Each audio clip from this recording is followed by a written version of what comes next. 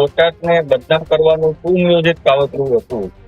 જે રીતના પોલીસ ઉપર પથ્થરમારો કરવામાં આવ્યો, પોલીસ દ્વારા નિર્દોષ લોકો ઉપર લાઠીચાર્જ કરવામાં આવ્યા. તમે જોયું છે કે હું એક ઘરે અડચણના કરી ગયો હતો.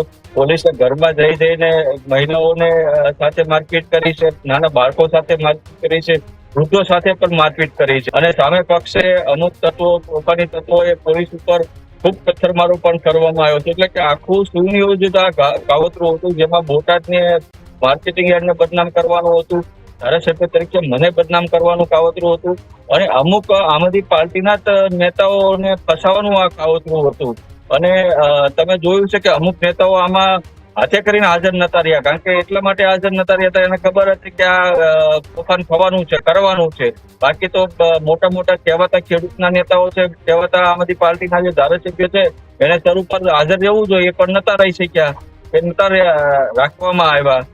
એટલે ક્યાંક ને ક્યાંક આખું સુનિયોજિત આ કાવતરું હતું, બોટાદની જનતાને બદનામ કરવાનું, મારા માર્કેટિંગ યાર્ડને બદનામ કરવાનું. તમે જોયું છે, માર્કેટિંગ યાર્ડ છે એ ગુજરાતનું સૌથી મોટામાં મોટું માર્કેટિંગ યાર્ડ છે. સૌથી વધુ કપાસનું ઉત્પાદન ધરાવતો કોઈ માર્કેટિંગ યાર્ડ હોય તો એ મારું બોટાદનું છે. એને બદનામ કરવા માટે આ સુનિયોજિત કાવતરું હતું, પણ જનતાએ આનો ચોક્કસ જવાબ પણ આપી દીધો છે. પણ ક્યાંક ને ક્યાંક જે રાજીનામું રાજુભાઈ આપ્યું છે, એમાં હું બીજું તો કાંઈ નહીં કહી શકું, એનું પર્સનલ વ્યક્તિગત કારણ હોઈ શકે.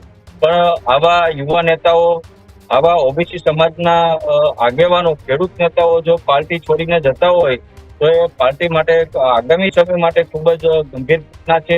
અને જે પોતાની જાતને સત્તા સુધી પહોંચવાના જે સપનાઓ જોઈ રહ્યા છે, મુખ્યમંત્રીના સપનાઓ જોઈ રહ્યા છે, એ પણ એના વિસ્તારની અંદર આવનારી 27ની ચૂંટણી એ પણ હારવા જઈ રહ્યા છે.